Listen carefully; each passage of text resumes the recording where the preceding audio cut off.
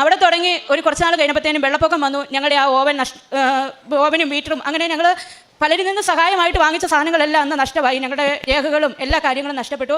അപ്പം അന്നേരം ഞങ്ങളുടെ പള്ളിക്കാർ തന്നെ പിരിവെടുത്ത് ഞങ്ങൾക്കൊരു ഓവൻ വാങ്ങിച്ചു തന്നു. വീണ്ടും ഞങ്ങൾ ആ ക്രിസ്മസിന് പരിപാടി തുടങ്ങി. അപ്പം ഞങ്ങളൊരു ഓർമ്മയാക്കിയാലോ എന്ന് ആഗ്രഹിച്ചു. എന്നാൽ അതിനുള്ള ഒരു സാമ്പത്തിക സഹായവും കടം വന്ന് നിൽക്കുന്നവർക്ക് ആരും ചോദിച്ചാലും പൈസ തരത്തില്ലല്ലോ. സഹായിക്കാവുന്നതിന് പരമാവധി സഹോദരങ്ങളൊക്കെ സഹായിച്ചു. അതിൽ കൂടെ അവരെയും കൊണ്ടും സാധ്യമായിരുന്നില്ല.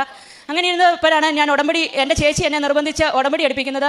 ഞാനിവിടെ വന്ന് ഞാൻ ഹസ്ബൻഡിനോട് പറഞ്ഞു എന്തായാലും നമുക്ക് പോയി ഒന്ന് ഉടമ്പടി എടുക്കാം എന്ന് പറഞ്ഞ് ഇവിടെ വന്ന് ഉടമ്പടി എടുത്ത് വീട്ടിൽ ചെന്ന് ഒരാഴ്ച കഴിയുന്നതിനിപ്പുറം ഞങ്ങൾ ബോർമയ്ക്കായിട്ട് ഒരു റൂം എടുത്തൊന്നും ഞങ്ങൾക്ക് സാധ്യമല്ല. ഞങ്ങളുടെ വീട്ടിൽ തന്നെ ചുരുങ്ങിയ ഒരു പഴയ വീടാണ്, പൊടിയും തറയൊന്നും ഇട്ടതല്ല. എന്നാലും അത്യാവശ്യം കാര്യങ്ങൾ നടത്താം. അങ്ങനെ ആ സാഹചര്യത്തിൽ ആരെങ്കിലും കിട്ടുമെന്ന് ഞങ്ങൾ 1-2 പേരെ കൊണ്ടുവന്ന് കാണിച്ചു. പക്ഷേ ആരും സമ്മതിച്ചില്ല. ഒരാൾ ഇങ്ങോട്ട് തന്നെ ഞങ്ങൾ ഉടമ്പടി എടുത്ത് കഴിഞ്ഞപ്പോൾ ഒരാൾ ഇങ്ങോട്ട് വിളിച്ചാൽ അവിടെ ജോലി ഉണ്ടോ എന്ന് ചോദിച്ചു. ഞങ്ങൾ പറഞ്ഞു വന്ന് കാണുക, ഞങ്ങളുടെ കയ്യിൽ ഓർമ്മയായിട്ടൊന്നുമില്ല, വന്ന് കാണാൻ പറഞ്ഞു. പുള്ളിക്കാരൻ വന്ന് കണ്ട് 2 ആഴ്ച കൊണ്ട് നിങ്ങൾ ശരിയാക്കാൻ പറ്റുന്നത്രേ ശരിയാക്കിക്കോ, ഞാൻ തുടങ്ങിയേക്കാമെന്ന് പറഞ്ഞു.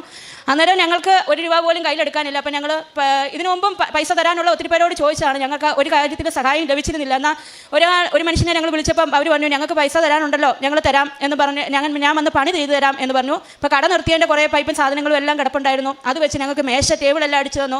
പിന്നെ ഞങ്ങളുടെ പപ്പ തന്നെ ചിട്ടിയായിട്ട് പൈസ തിരിച്ചു തന്നാൽ മതി എന്ന് പറഞ്ഞ് ഒരു ഓവൻ വാങ്ങിക്കാനുള്ള, ഒരു ഇലക്ട്രോണിക് ഓവൻ വാങ്ങിക്കാനുള്ള പൈസ തന്നു. അത് കഴിഞ്ഞ് സാധനങ്ങൾ പാത്രങ്ങളും എല്ലാം വാങ്ങിക്കാൻ വേണ്ടി ഞങ്ങളിങ്ങനെ എന്നിട്ട് ഞങ്ങളുടെ കയ്യിലെ പൈസ എല്ലാം തീർന്നു. വീണ്ടും പ്രതിസന്ധിയിലായി. എന്നാൽ നമുക്കിവിടെ നിർത്തിയേക്കാം, നമുക്ക് ഉള്ളത് കൊണ്ട് പോകാമെന്ന് വെച്ച് വീണ്ടും ഇങ്ങനെ ഒരു രാത്രിയിൽ 12 മണിക്ക് ഇങ്ങനെ പ്രാർത്ഥിച്ചുകൊണ്ട് ഞാൻ പ്രത്യക്ഷീകരണ പ്രാർത്ഥന, ഞങ്ങൾക്ക് ഈ കേക്കിൻ്റെ പരിപാടിയൊക്കെ വേണ്ടി രാത്രിയിലൊക്കെ ചിലപ്പോൾ ഉണ്ടാക്കേണ്ടി വരും.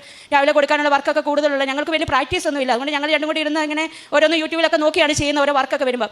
അപ്പം അങ്ങനെ രാത്രിയിലിരുന്ന് പ്രാർത്ഥിച്ചുകൊണ്ടിരുന്നപ്പോൾ പെട്ടെന്ന് ഒരു അച്ഛൻ, എൻ്റെ ഹസ്ബൻഡിൻ്റെ ഒരു കൂട്ടുകാരനാണ്, ഒരു അച്ഛൻ എന്നെ ഹസ്ബൻഡിനെ വിളിച്ചു. 12 മണിയായപ്പോൾ ഞങ്ങൾ പ്രത്യക്ഷീകരണ പ്രാർത്ഥന ചെല്ലിയും ഈ സായാഹ്ന പ്രാർത്ഥനയും ചെല്ലിയും പ്രാർത്ഥിച്ചുകൊണ്ടിരിക്കുന്നു. ഇനി എങ്ങനെ മുമ്പോട്ട് പോകുന്നോർത്ത് അന്നേരം അച്ഛൻ വിളിച്ചിട്ട് പറഞ്ഞേടാ, ഞാൻ ഇതിനു മുമ്പ് നിന്നോട് ചോദിച്ചിട്ടുണ്ട്, എൻ്റെ ഈ പ്രാവശ്യത്തെ ദശാംശം നിനക്ക് തരാനാണ് എൻ്റെ മനസ്സിൽ തോന്നിക്കുന്നതെന്ന് പറഞ്ഞു. അപ്പോൾ ഉടനെ ഇതിനു മുമ്പ് ചോദിച്ചപ്പോൾ എല്ലാ ഹസ്ബൻഡ് പറഞ്ഞു ഇത് ഞങ്ങളെക്കാൾ ആവശ്യമുള്ളവർക്ക് കൊടുത്തേക്ക് എന്ന് പറഞ്ഞിരുന്നു. എന്നാൽ ഈ പ്രാവശ്യത്തെ നിനക്ക് തരാൻ എൻ്റെ മനസ്സ് പറയുന്നതെന്ന് പറഞ്ഞാൽ അന്നേരം തന്നെ ആ പൈസ അന്നേരം തന്നെ ഞങ്ങളും ഓക്കെ പറഞ്ഞു. ഞങ്ങൾ ഒരു പ്രതിസന്ധി പ്രാർത്ഥിച്ചുകൊണ്ടിരിക്കുമായിരുന്നു എന്ന് പറഞ്ഞു. ആ 12 മണിക്ക് തന്നെ, രാത്രി 12 മണിക്ക് തന്നെ ആ അക്കൗണ്ടിൽ ഞങ്ങൾ പൈസ കയറിയും പിറ്റേ ദിവസം പോയി ഞങ്ങൾ സാധനങ്ങൾ എടുത്തു.